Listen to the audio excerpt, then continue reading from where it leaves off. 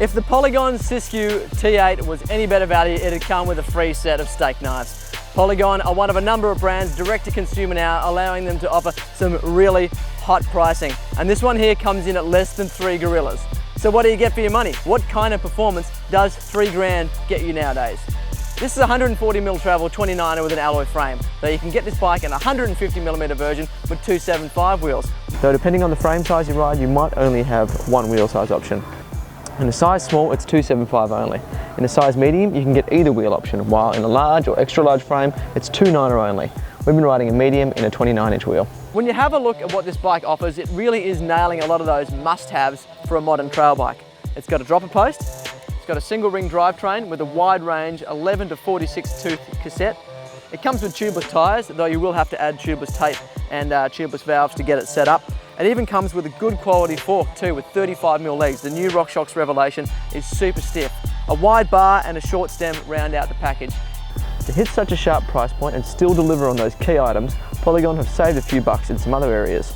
The crankset is from Pro Wheel, for instance, and the Trans X dropper post isn't one that we've ridden before and feels a little bit floppy in the lever.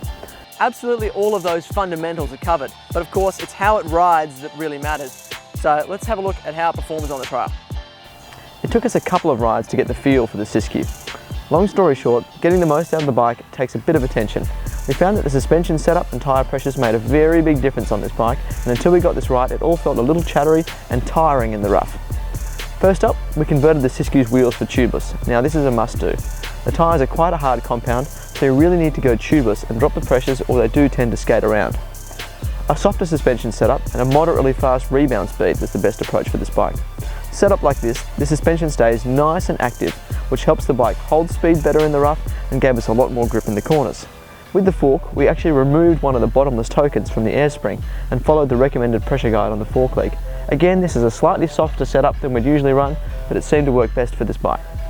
Once we had all that sorted, the bike became a lot easier to get along with, and we suddenly found our groove with the Siskiu when we began taking it to all of our usual haunts.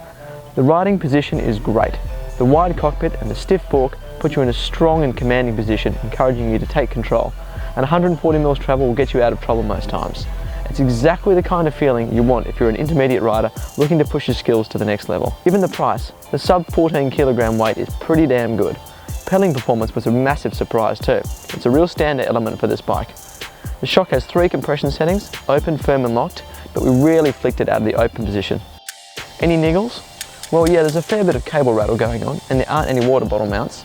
The seat angle is pretty slack too, and so we needed to push the saddle forward on the seat clamp in order to get a good position over the crank. Tall riders who have a lot of seat post out might find themselves pushed out over the rear wheel quite a long way, so that's something to keep in mind.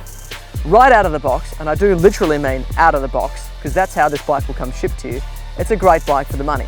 But with a few tweaks, such as setting the tyres up tubeless and spending the time to get the suspension dialed for your weight and riding style, it becomes an excellent bike for the cash.